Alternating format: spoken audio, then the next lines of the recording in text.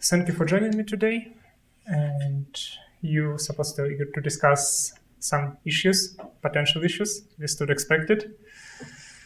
First, let me introduce myself. My name is Vitaly, and I'm working at Remarkable. This is a Norwegian company, and we do this amazing product for drawing. If you do a lot of say sketches, diagrams, notes, and so on, that could be a nice thing for you. Give it a try.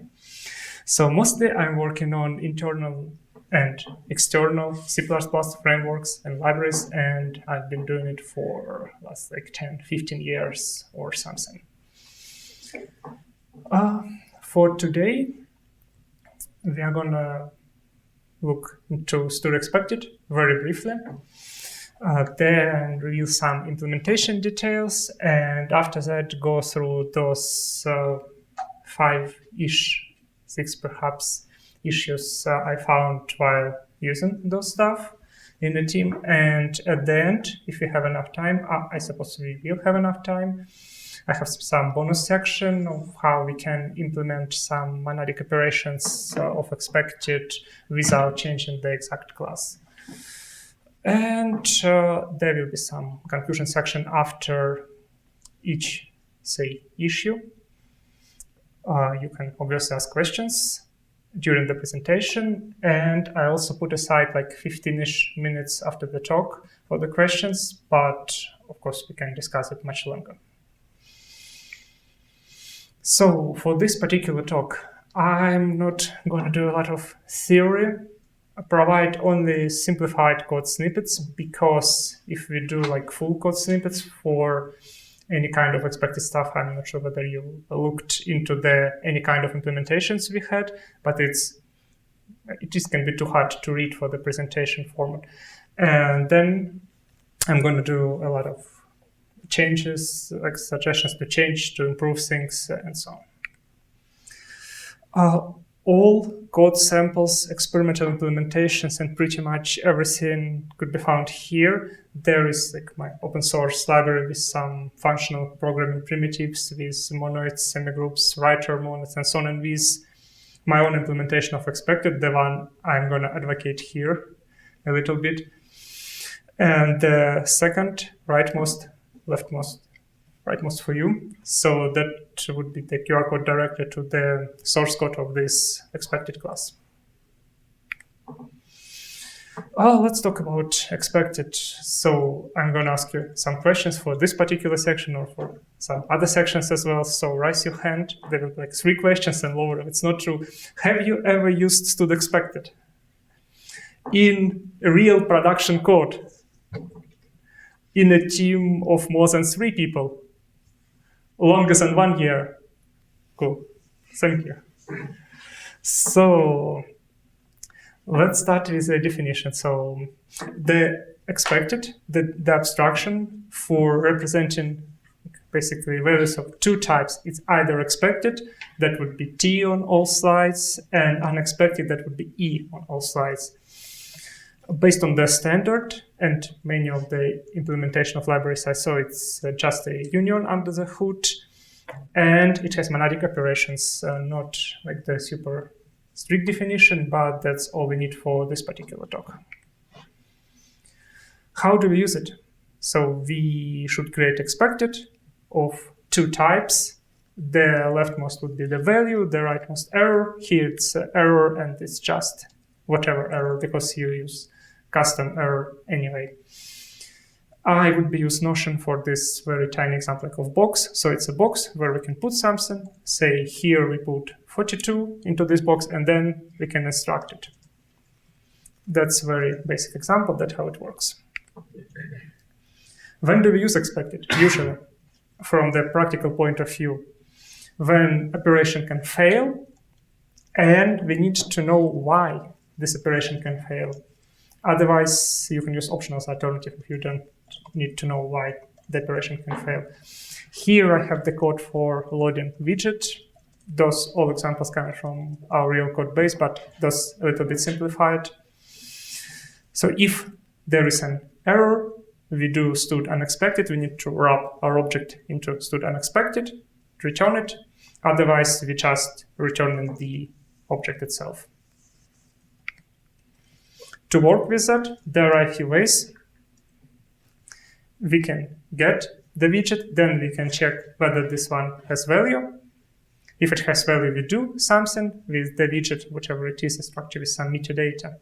And if not, we can work with an error, handle it somehow, print and log, send, do whatever we want. Should. So in this example, your getWidgets box was declared inside the if condition, doesn't exist in the else statement. So you'd have to. No, it does exist in the else statement. Oh, it does. Yeah. If with an initializer, the value persists in the else. Yeah, that's because we do not do early return. So that's just exists in the second clause as well. Thank you. No problem. But I mean, just don't keep this particular slide in mind because that's a terrible way of doing expected. So that was just an example. Yep. So, but if you thought that was a bad example, that was not entirely a bad example. This example is much closer to real situation. It's much worse. So just imagine you get in those widget box. There is like a wall of code. I'm not advocating this approach, but it's how it's happening in real world. So then you check in with this value, do something, and otherwise you handle an error. Do you see what's wrong here? You're calling value in the else case.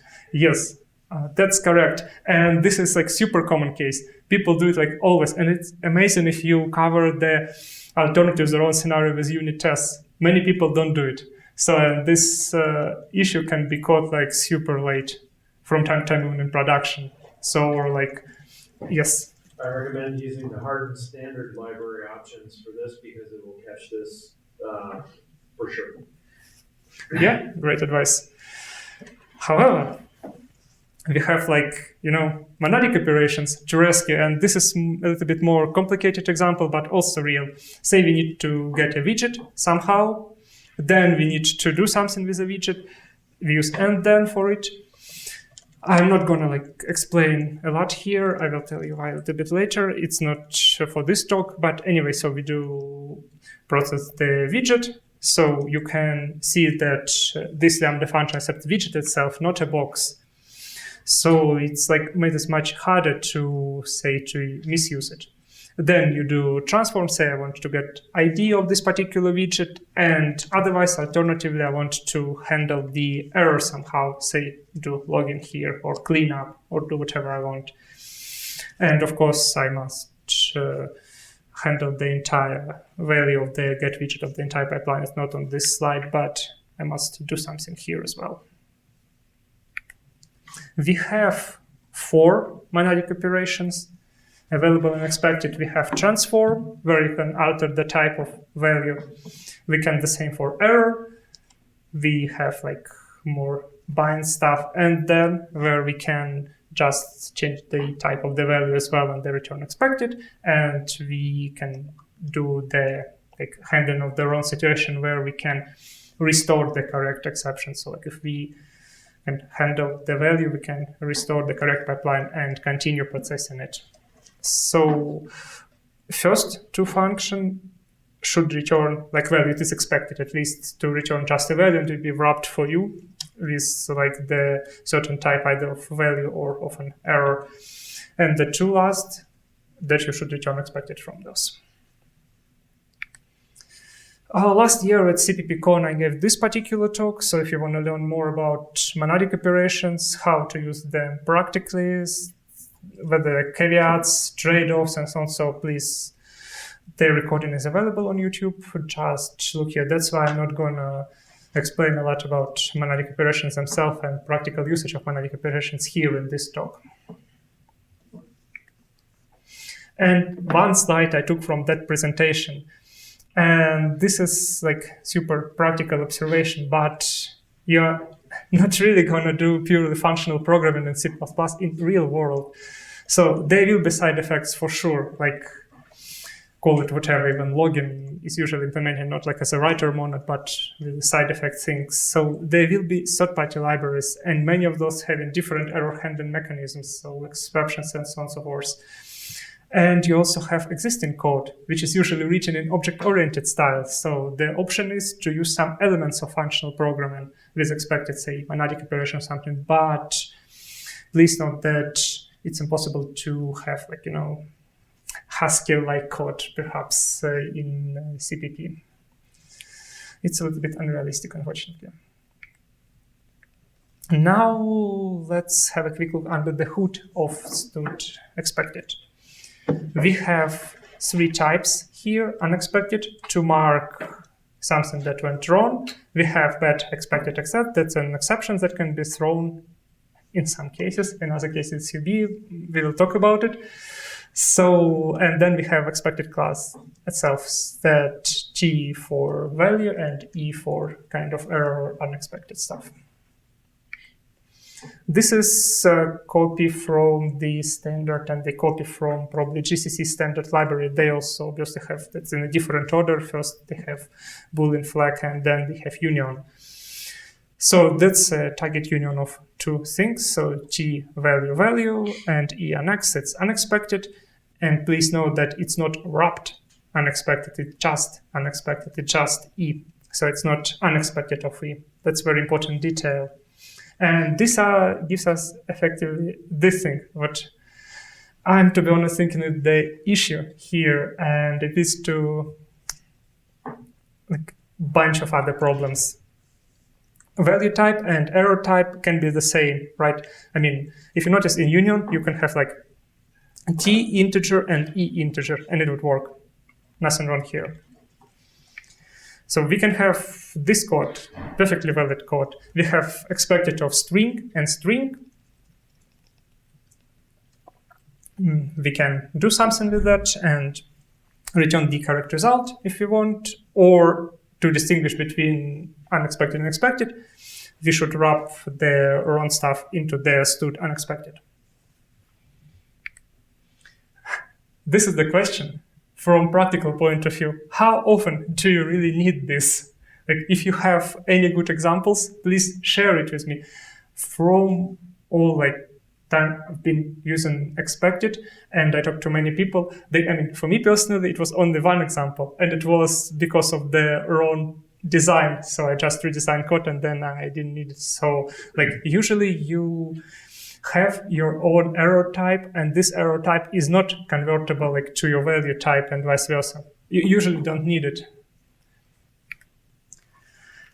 And there are like consequences of existing implementation. Because of that, you need to have an extra abstraction, stud : unexpected. The API users must explicitly specify this type. You cannot just return. We will be talking about like symmetrical and symmetrical stuff in a few slides. The implementation is quite complicated. I mean, now standard defines it nicely with concepts and stuff, or you can navigate to CPP reference as well. And if you need it, so like you can just, copy all concepts and implement pretty much everything. But the implementation, it's like too complex with all of these types, what can be converted from what and what not. It's it's overkill, basically, in my opinion. But yeah, and the last stuff, it's much harder to use stud variant of T in E under the hood. I'll be talking about this a little bit later, so why this one can be a good idea. What's wrong with stud unexpected of type E? Despite the fact that it's additional abstraction, it's not quite symmetrical. I promised like no theory, no functional languages, like no Haskell, because with Haskell it would be cheating. So there are examples from 2 other languages. One is from Rust, the result of T and D. We have awk and err. We don't have this amazing enums where we can define enumerators with data in CPP. Totally fine. We can emulate it, but that's probably not the point. So when you return something, either awk or err, that should be explicitly specified. You cannot just return 42, say, or similar. You should explicitly distinguish between what you return. That's quite symmetrical. That's quite cool. The same for another language. That's an example from Scala. And they do not have kind of result or expected. They have regular either monad where we have left and right, and left stands for wrong, right for right, because right is right, traditionally. So and that's how we have it. Quite symmetrical, quite nice, but we do not have it in the existing implementation of std expected. We can just do some simple restrictions. Let's impose them on the type. I'm just wondering if the 2 second covered the first one, but still, just to make it more explicit, I put everything here on the slide. Let's do not allow to have the same value in the error type, and do not allow them to be explicitly convertible one from another. So just simple, like 2 or 1 restriction, whatever. So create a robust API where it's too hard to misuse. Then we can declare new expected. So with like simplification, of course, we just have struct expected. We inherit it from stud variant. There should be a little bit more things around value and error, because we do use monostate when value is void, and error obviously cannot be void. I told about it a little bit, because like if you don't need error, take another abstraction, take optional. Should. Why do you need monostate? Couldn't you just like leave out a default constructor for the expected and require a user to populate it with a either a value or an error?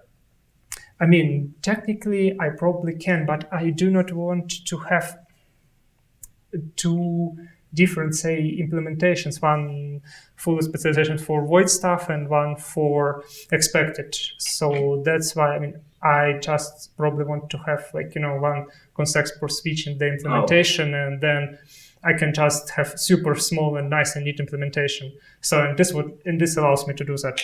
So if you just look into the implementation, like my experimental implementation, you will see how it works and how nicely it works. I have some statistic here. So, and the point is that we first of all use the existing abstraction. We're using stud variant.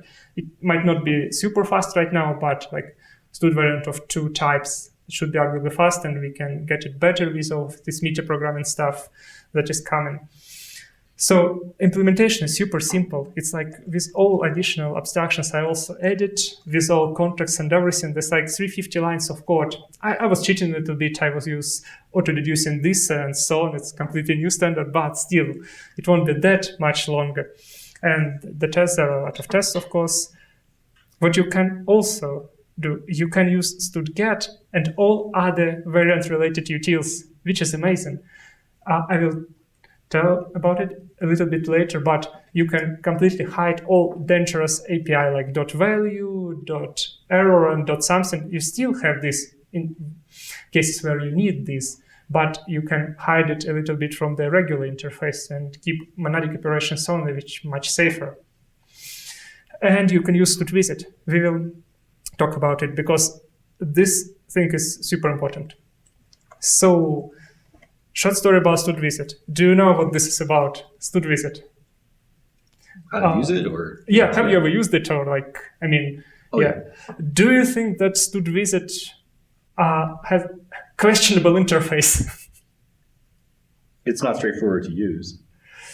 That's the thing is that you can have like many things to visit and one thing to apply to those stuff. So that's a little bit impractical, and I have slide about it. But anyway, so just 1-2 slides about visit. Regular case of using visit. How do you use it? You have the type, like this some type, stud variant of square, rectangle, and circle, whichever is under the hood, some squares. You have this operator overloaded. I'm not sure whether there are proposals or not to add it to the standard library, but from what I understand, all people who use it have these 2 lines in their library somewhere. Yeah. Beam project and library week, actually, somebody's proposing adding this. So, yeah.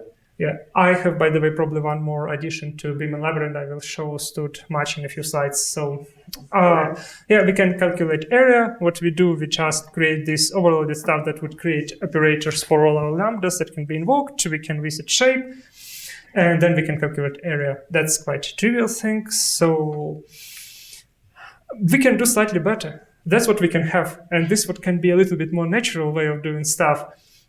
That's what we have in many other languages in different form, different options, but we can have much.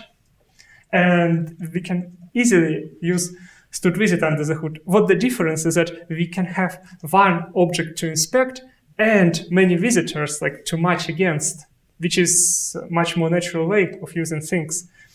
So in the implementation is super trivial, even without any kind of, say, optimizations and stuff. Now we can use it like this. Match, shape, square, square, square, done. So does it remind you about something? Okay, before that, so we can do the same for expected. If we either inherit it from std variant, or we can do it even right now with some additional implementation. We can match widget box against either widget or error and do something. So many people, when I showed it and when discussed it, found it more natural way and more interesting way than monadic operations. So alternatively, yes. Oh, I was going to say, is that supposed to be widget error or just error, for the second match? A second match. I mean, yeah, that's a typo on slide, but yeah. Okay, thank you. I just want to make sure I didn't. Okay. Well spotted. Yeah, of course, the types here and here should be the same. Yeah. I, by the way, did dry run for this talk, and nobody spotted it. I had that many comments. So, but nice one. So that's cool, and that's the thing. We almost have pattern matching with all of this stuff. Almost. Of course, we don't have pattern matching. I mean, we have experimental implementation in Circle compiler and some other things, but it's almost here. So that's it's given be written pretty much the similar way, right? And that's how it handled in, say, in Rust, in Scala or something. You match your object against whatever thing. So and then you can either extract an error from it or value. That's what we can have even right now. So even without perhaps changing expected too much. So that's why I'm thinking that the std_visit or match, that's wrapped visit, is super important. That's why I'm thinking that inheriting from std variant and using std variant, it's also super cool. You're using abstraction, you are getting a lot of things for free. There are some conclusions, obviously. So the implementation, if we enforce those restrictions, will be much simpler. We drop redundant abstraction. We use standard utilities for std variant, and we almost having pattern matching. So the concept, the type restrictions, some people will be unhappy. Especially there will be concerns. I have my pet projects where I have it the same, or I have slightly wrong design, and then why do you restrict on it? But there will be more pros in my opinion than cons. And then we can potentially have negative impact on performance, but I doubt. You need to measure in any cases, and you can use even probably Monadic variant implementations optimized for this stuff, or you can do your own target union of two elements as well. But that's would eliminate all pros of std variant of inheriting from it. So that's it with the section. And it draws us to the second issue I have. We have two interfaces to do the same stuff. And those two interfaces are kind of equally accessible through the dot, through the regular dot. It's not like even freestanding function or something. You can do dot, value, or dot, and then. Why do you provide two ways of doing the same things? And one of those is perhaps not really cool. We pretty much have this level of duplication. So on the one side, we have it in monadic operations. On another side, we have it with just if-else. So assuming in the second case, we have widget box somewhere at top of it.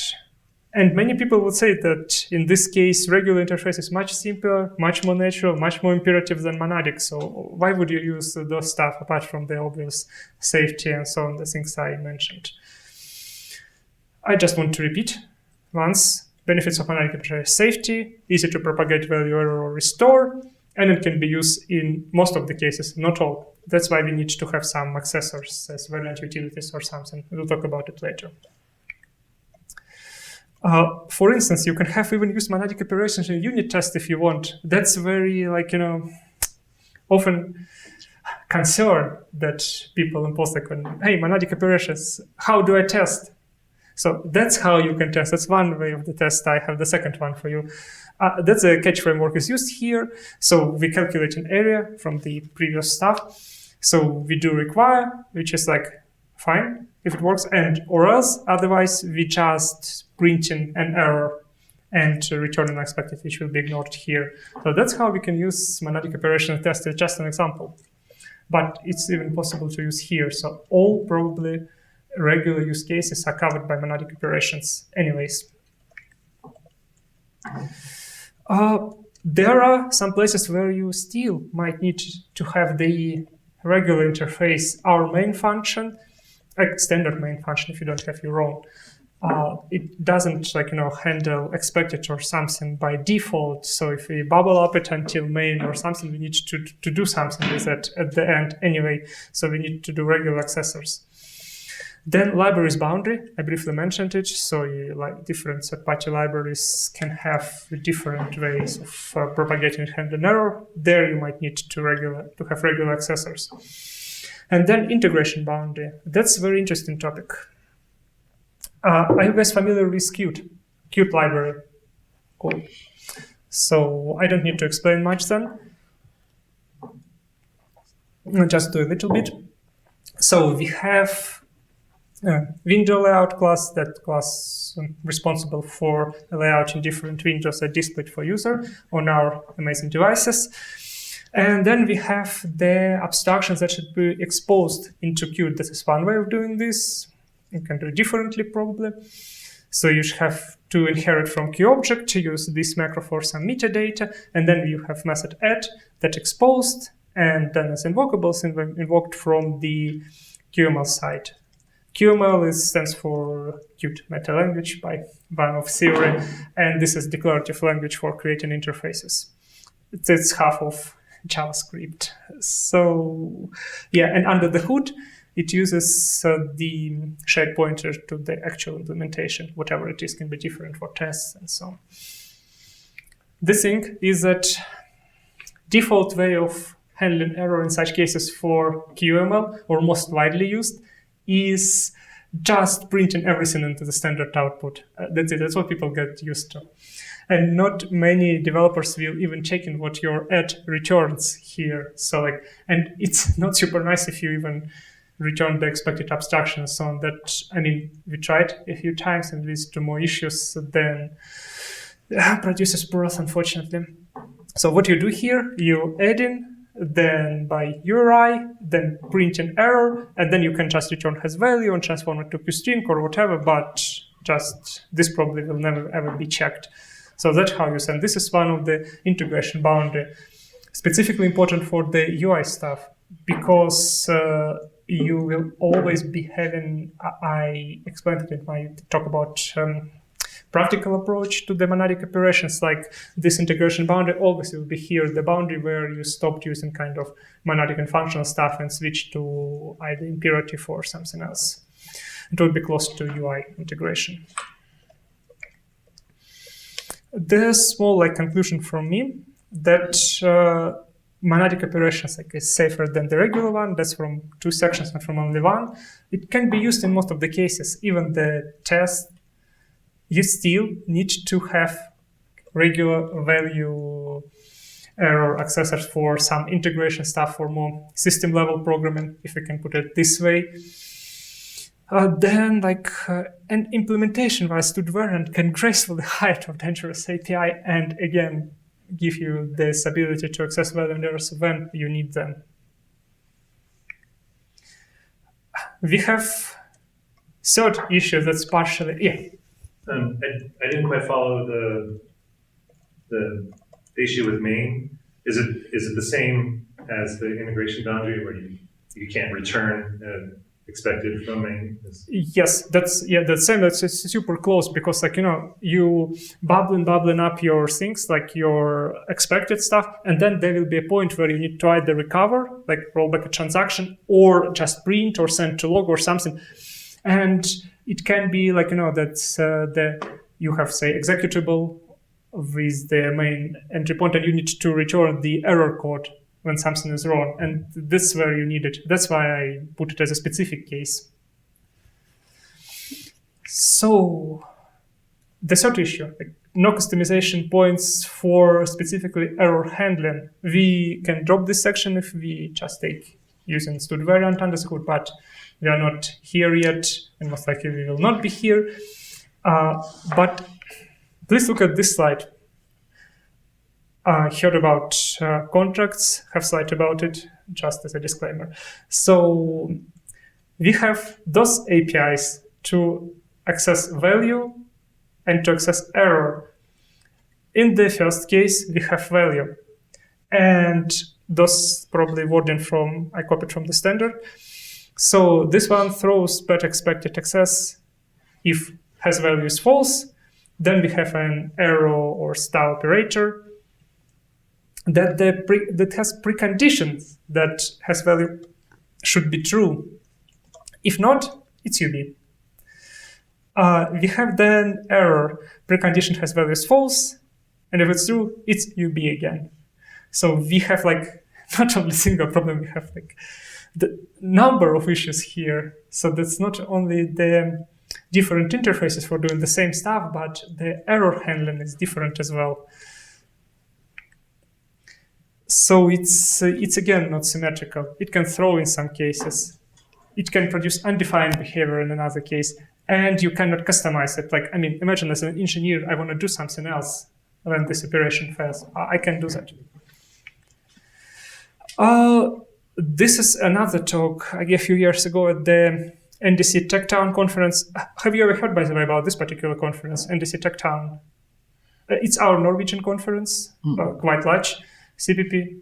Welcome, everyone. That's great stuff. It just hosted either before CPPCon or after CPPCon, just to do not clash.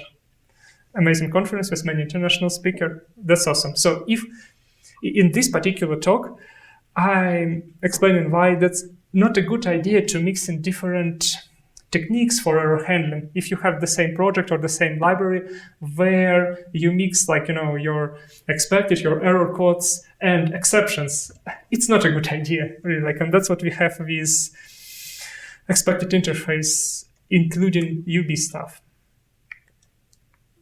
We can provide customization points. It's just an example. It can be done differently. And again, I have a slide for concepts a little bit further. So, but what we can do, we can check if there is custom error handler found for you. You can use just regular stuff, regular customization points if the same we have for formatters and so on. So if there is something found that user defined, we can just handle, but value, just pass in an error here, do whatever we want, print stack trace, log, do whatever we want, and then terminate perhaps, because it's impossible to restore from this kind of point. But at least that would not be UB. And then we have a default handler for this bad value that should be invoked by default. The implementation is not like super important, but I implemented it this way. The default handler can look like this. So for the context where we just using this nice trick to show that object contain an error, and we trying to evaluate it in context where that would fail during compilation time, and otherwise we can terminate. So like pretty much nothing. Then you can customize it.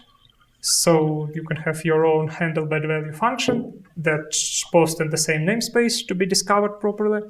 And we just can do many other operations before, and then we terminate or pass our error handling routine somehow else.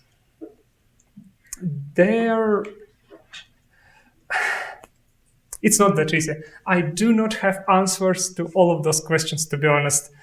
I have only like proof of concept implementation, but it's something to discuss. If we decide to provide those customization point, like handlers you provide can throw potentially. Can they, should they not expect? Terminate by default, do not terminate by default. What do we do? Singleton like get set, template specialization, or else to implementation details. Have no clue what would be better. And then function signature is quite unclear. For the cases of error, should we accept value? For the case of value, should we accept error? Should we accept the entire class or like an entire object? Sorry, that's very interesting. So what do we do practically? We also do have our own implementation of expected with customization points, but we just print stack trace and then go to terminate, which works nicely. Have you heard about contracts in C++26? Yeah. So those stuff were added to cover all UB cases in expected. So here I put on the value, but I know that's also for the error code the same. So we technically do not have UB anymore. We have preconditions issued by contracts, which is great. Still, there are like customization points are here. But my concern is that implementation details are still quite questionable to me. I'm not sure. I do not at least know whether they're like even implementations in any major compilers and so on. And well, what would happen across the library boundaries? Like what would be the ABI, still with potential UBs and so on. Just we need to see any kind of practical implementation and gather data on practical usage, because like on paper, I understand that it looks cool, but yeah, I'm mostly concerned about practical aspects here. And even without contracts, without super modern compilers and so on, you can achieve pretty much similar with just regular customization points using one of the algorithms I demonstrated before.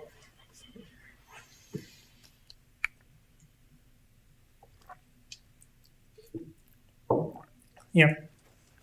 As a conclusions, customization points for value and error can be super useful, right?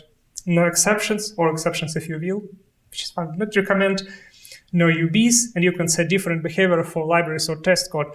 Just imagine if you can customize handler in your test routine in the main function on every test main function, whatever you just set the custom handler that would do your fail or whatever routine for tests if you do something wrong. Accessing error when it's value, or accessing value when it's error, and that would make your test much more robust.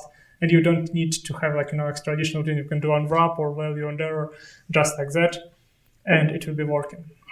Cool. At the same time, there are a lot of questions from my side, to be honest, to the API design. Contracts, as I said, can help potentially. No one ever seen it yet, the practical implementation, so I do not know. I wish it helps. So, and like we again don't need to think of all of this issue with stud variant plus Monadic APIs. So I have another issue, or like another concern, and this something super practical but probably not super clear in terms of functional programming. Have you ever used bind back front? Do you know what this is about? Yeah, cool. I have the explanation. So this is the routine. Say I have a function add. I'm adding two values, a and b. And I can create a new function and bound one to the second argument as a second argument. So I have a new function that I can invoke on the one argument now, and this completely new function that has less arguments to invoke, and that would print 3. And the same with bind front. So the difference is that I can bound arguments to the front part. Here I'm just doing incrementation of a. So I'm bounding it to the front.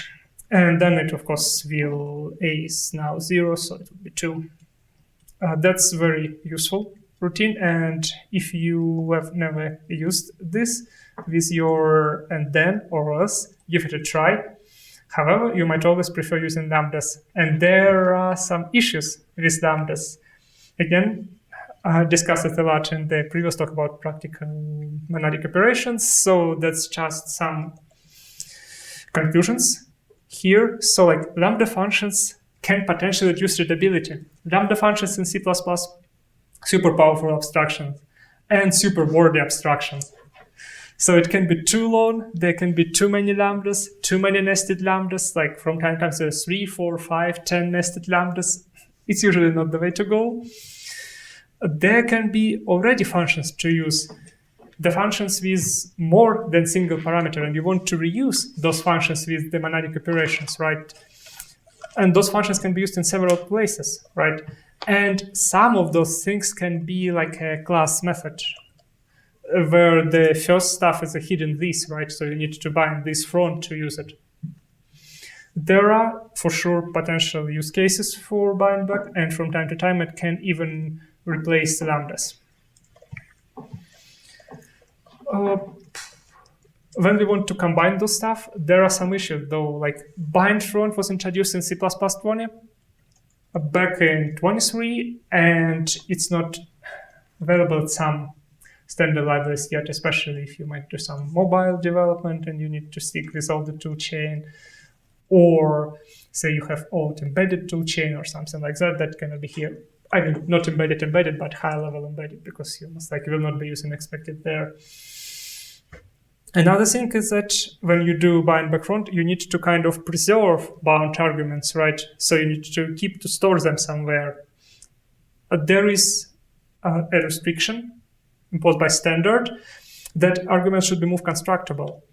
And the implementation can use extra structures. So it's like a little bit of overhead. It can be tuples usually. This is very scary implementation of bind front. Don't pay too much attention. I just want to say that there are like some requirements, restrictions. So what should be move constructible, what should be constructible. So that's arguments. That's the place where we must store bound arguments. And then how we can forward them. So we, as you can see, return another function here. And then we bound arguments to the front here. And if we have implementation of bind back, we just swap these two things and that's it. So we bound to the back, not to the front. So that's what it's like, one of the implementations, or what it can be. We can have it built in super easily with very tiny modifications of the signature for bind front case and with zero stuff for bind back. So if we have a value, we just forward all of the arguments we want to bound there, and that's it. We don't need to store or some other stuff. I put all benefits on slide, and otherwise we just do the error handling, the regular one. The same for bind front almost, though that can be probably implemented better, but here I have bind front like as a regular tag and empty structure. So you can put it here and then distinguish that you want to bind arguments front or back. There can be slightly different method for this and better interfaces, but it's just an example. So, and here you put it in front of the self argument. There are some benefits of this approach, definitely. You don't need to have extra functions, extra binders. You don't need to store. You don't need to use intermediate storage of your arguments. You just pass it directly. The requirements for arguments relaxed. So you don't need to use those hacks with studref, studspheref to emulate this smooth semantic.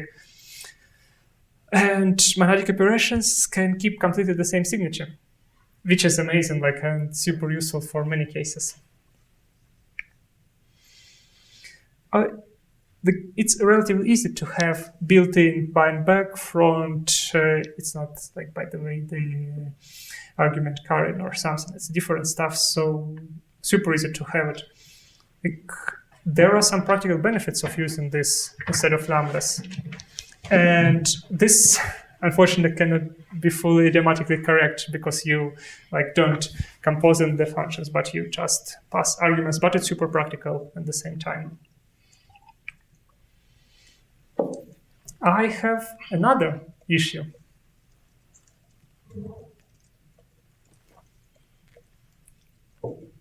The thing is that we want to potentially have more monadic operations because there are use cases when you need to do, to handle arguments differently. So some arguments can be expected, some regular values, so functions can be different. So I will show you the examples. But before that, At one of the CPPCons in 2020, there was amazing talk about monads, monoids, all the functional primitives. If you need to refresh your knowledge about it, just watch this one. That's very good and very exhaustive talk about the subject. Another cool talk was given here at 2023 by Bandin. Ben is not here in this audience, but it's somewhere around. So about applicative functor. Amazing talk. If you want to learn more theory, more practicalities about a very good approach, you can watch this one as well. Here, I'm going to do like super practical stuff and like make all of this monadic stuff and applicative more practical, since I consider it at least in the practical point of view.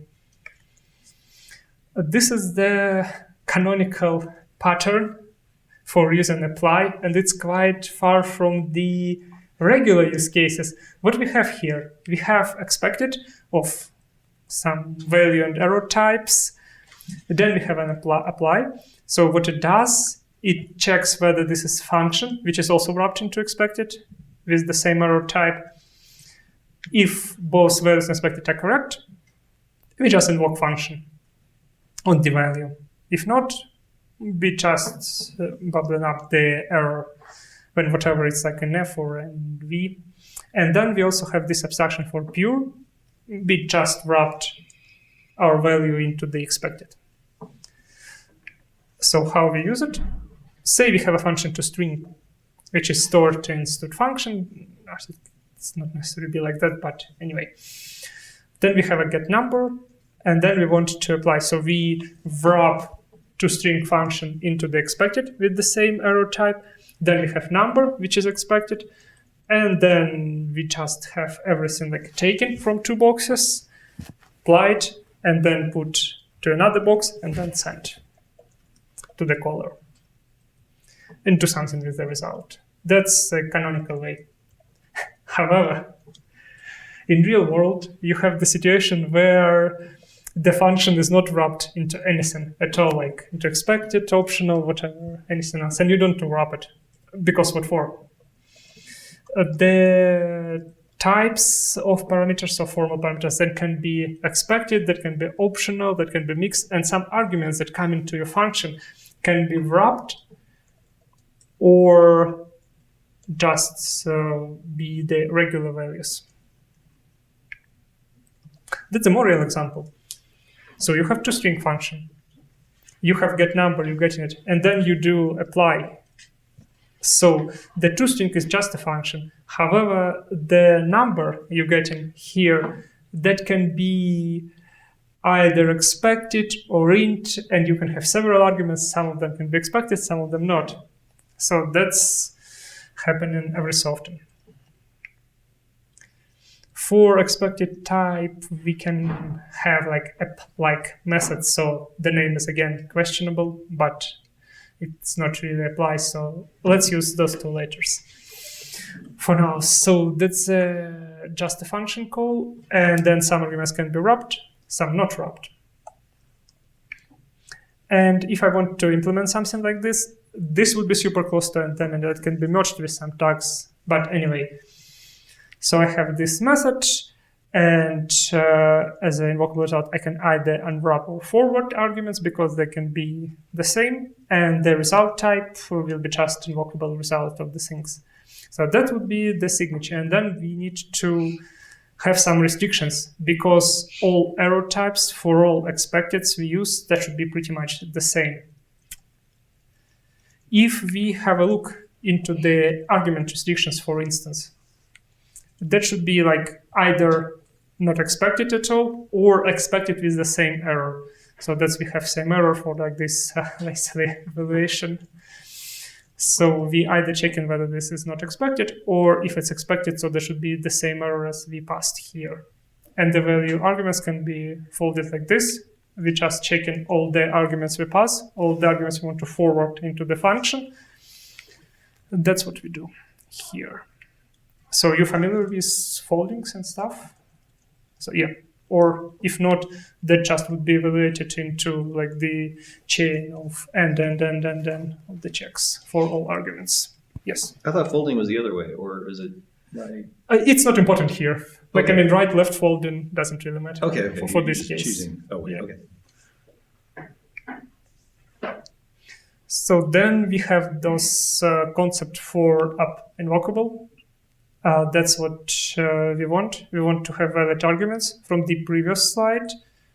Then we want to have it obviously function to be invocable with all of these function. So it's like they can be unwrapped or the same. And the result type. So that should be either non-expected or expected with the same error. And we do some tricks here. We just assuming if you, from your function, if you return just regular type, it will wrap for you. And if you return expected, we do not wrap it. So it works like, a little bit more clever than the regular, and then or transform, because like say transform, when you use transform on expected, that would wrap you the result value unconditionally. We can just fix it because it's very like impractical. So then for the result type, that's what we do. That's what I explained. We just wrap into expected, or for what we have this type name. If the arc is already expected, we just check the error. Even if it's not expected, we just wrap it. So now, as I said, we can have some arguments as expected, and those arguments can contain an error, right? So what would you do in this case? Like say you pass like 1, 2, 3 arguments, and the third argument as expected, and it doesn't have a value. It has an error. So you need to to bubble it up somehow, right? So to propagate it back, you need to check your arguments for the errors and for the values, and all arguments that are expected, because they can be regular arguments. So the default stuff, what we can do is just to take the first error, right? Just traverse all arguments, and the first argument with error, the trigger that we just propagate error back to the caller, and that's it. We don't care about the rest. So our operation cannot be invoked at all. For this, I propose this kind of funny stuff. I have an operator, the left shift to have it like more user readable. And this is the way how we can process the variadic arguments. We have to pass through all of those stuff, right? If we have this short evaluation shortcut or similar, it's not always works nicely, but we have to check all arguments anyway. And with this operator we have here that applies to all arguments, we can have it at this, because why we use optional here? Because there might be no errors, right? All arguments can contain values. And if there is already an error, we just propagate it. So we don't do anything, because we are taking the first error. And this is kind of a little bit of the limitations of the folding, or how we process these bugs. If it's expected, because it can be a regular value, we check in if there is an error, and then we just forward this error. Otherwise, we return null, because this can be false, and we can just have this fragment thrown away. Alternatively, if this is supported, we can merge errors, right? Imagine for some reasons I want to know about all of the errors, right? And for this, we can have the abstraction like semigroup like combine, which is regular associative binary operation. So you can combine it like this or like that. That's what associativity means. And no theory, I promised. Say we have a data structure, we want to combine 2 errors, and we can combine it this way. So function combine exists, it can merge your errors, and you can merge it through semicolon. Of course, because we had optional for the previous slide, we also need to be able to combine 2 optionals of the value t, and those things also should be combinable. The optional hold. Super simple implementation, perhaps can be done better. So if we have 2 values, we combine it. If we have only first, we return first. If we have only second, we return only second. And then we have null opt if they both null. That's how we can potentially combine two optional of something combinable. Wait, can you go back one? Just okay. So you need a combine function to do the actual. There is like recursion. no concept for it here, but I mean it should be, of course. So that's optional of t, and t should be combinable as well. So that's like we're assuming that it's combinable here, but we need to do more concepts. I just didn't manage to fit everything, the proper implementation on the slide, but it's in the examples. So it's here within the operator. Here I managed to do that. So we do not need to change interface code where we apply left shift operator to the parameter part, but we're changing it here. So now, since we're merging, we do not return anything. So we do combine here instead, and then we just return the error. So it can be null. So then it would be just optional that contains nothing, no errors. So don't need to change interface for this, but need to change the implementation slightly. And you can have like a dual implementation. Sorry, before that, the one can distinguish if the errors are combinable, there's things to combine them. So then you can combine, or if not, you can just return the first one. You can have, this is an implementation. Now we can continue with our app implementation because there are like two big chunks. The first big chunk is how you handle errors of arguments where you need it. And the second super small part, that's how you can handle the rest, which is pretty much nothing. So assuming we have an error, we can check here if it's an error and bubble it up, return. And if it's not, we just do simple stuff. So we forward in self as a value, and we just do unwrap or forward, because to this point, we already know that all our arguments are valid, so we can unwrap. We can extract values, so they're without errors. If they were arguments with errors, so they were caught in here exactly. This is one of the real use cases. I have more examples, but just here on the slide, I assume we again want to open a window. By the window navigator, we have navigation between windows by URI. And we have some URI, and we have some initial state to pass to this window to initialize it. Then we have URI. That URI can have a raw input. So that, of course, can fail with an error. Here specifically, I used my FL expected just to have app here. So real compilable example. Then we get in state somehow, and state can just come as a state, not as something expected. So what we can do, we get in window navigator, which is also returns expected because this operation can fail, right? If the navigator is not yet available in the context, if you're doing something wrong, it can fail, or if it's already destroyed. So like we have component-based architecture. Then you just do app, open window. This function, this is a freestanding function, not a lambda. It used somewhere else also.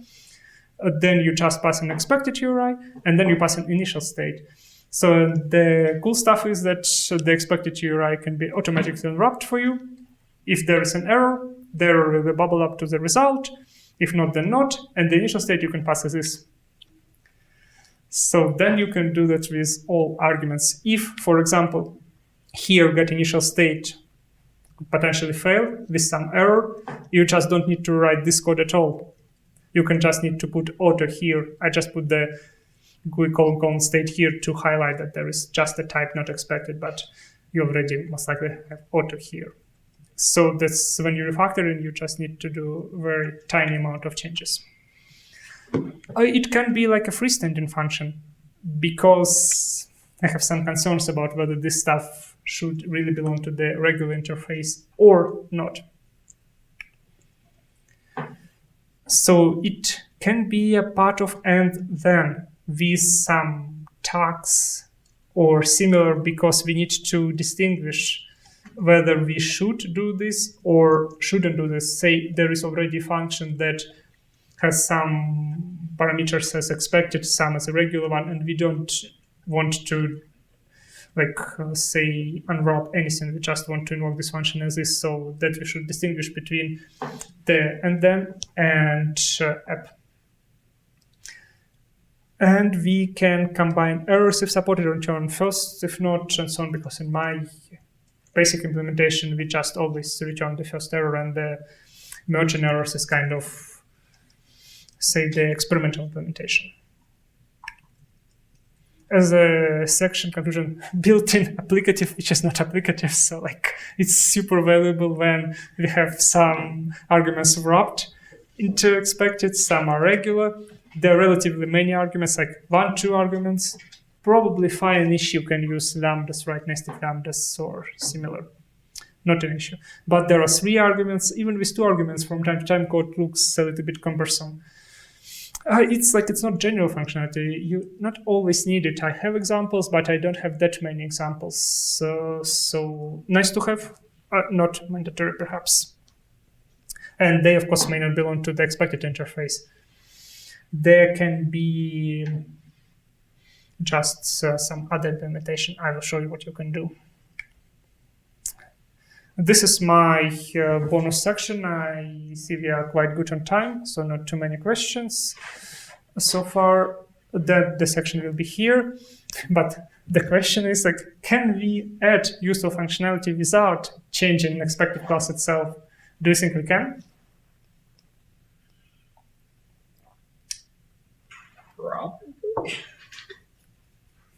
Maybe. Many changes are possible. A lot, almost all. Freestanding functions, operator pipe. Don't use standard interface. I mean, it's not banned, but it cannot be used. And the funny stuff of this freestanding piping, you can apply it to many different box-like stuff. You can apply it to potentially to shared pointer, weak pointers, unique pointers, expected, reference wrappers, everything that can potentially fail upon access to the value. I just rewrote my first example. Guess what I done? I put pipes instead of dots everywhere. So it works. I mean, you just need to have freestanding function, piping, and so on. Will be working pretty much the same. You can have applicative-like, you can have everything with built-in back front. You can put any customization points you want. So just without changing the standard expected, you will not solve the problem where a user of your API can accidentally use value on error methods. So there still be issues, but I guess if you cover, say, 95% of use cases, it's already better. Just as an example, small example here, I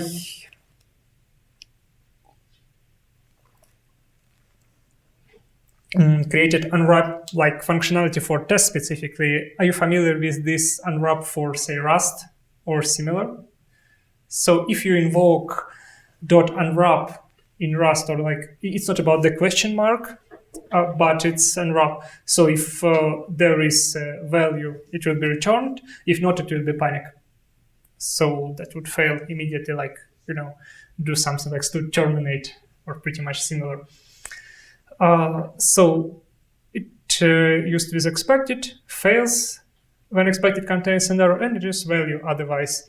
Why? Because why for tests only? Because it's much easier to do, taking into account test routines, so it can fail from any point.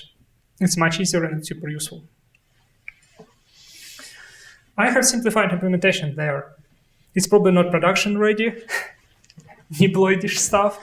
So we have unwrap t with our friend operator pipe that just taking some tag like unwrap t. If there is an error in expected, we fail unconditionally. We use Catch2 framework in our code base, so all examples with tests are using Catch2. So we fail, and otherwise we just forward in value. And we have this inline context for unwrap t to use this tag through pipe. I have my test case with shapes. So I am calculating area, and then I'm just do pipe unwrap. So, and then if it fails, it fails. My test will be ended absolutely correct with fail. So, and if it's not, I can just check error. No needed monadic operations that my first example that I showed, no needed customization points or other stuff. You can just have Unwrap like this for tests. It's very useful. And you can apply it for, again, many other abstractions. I have this for expected, which is expected. I can have it for many other stuff, for pointers, for options, for whatever I want. And it will be working with keeping pretty much the same semantic.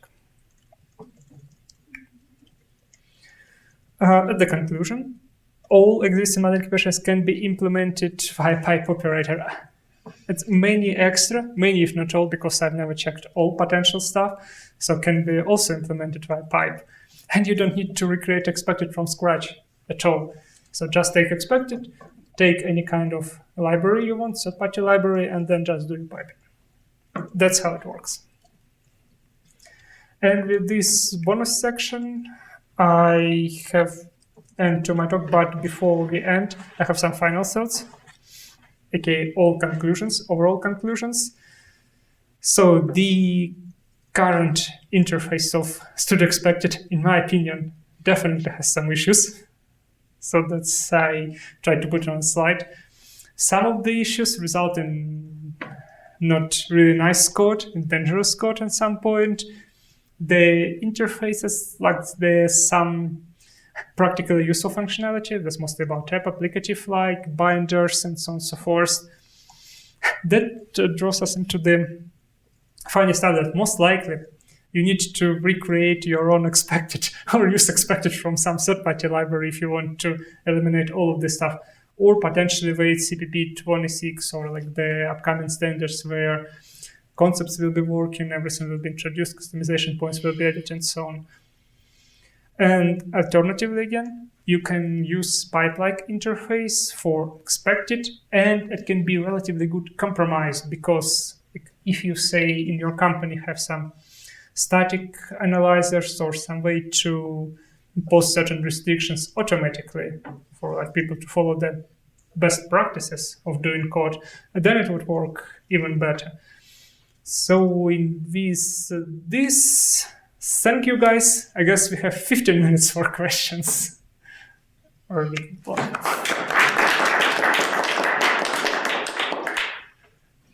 Yes, please. The part when you were folding over the shift operator, I don't know what that's called.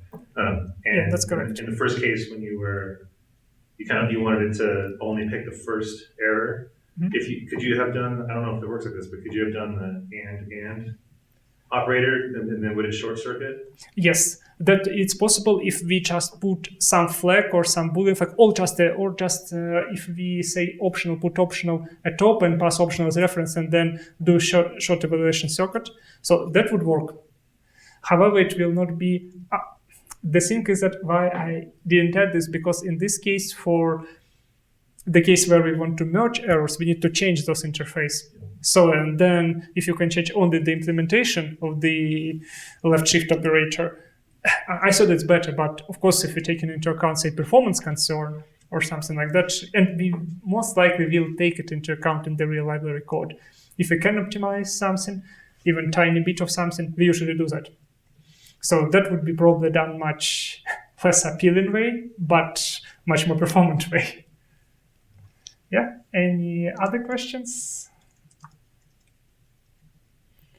So then, if not, I'm not holding you any longer. We can have a nice chat. Yeah, thank you guys.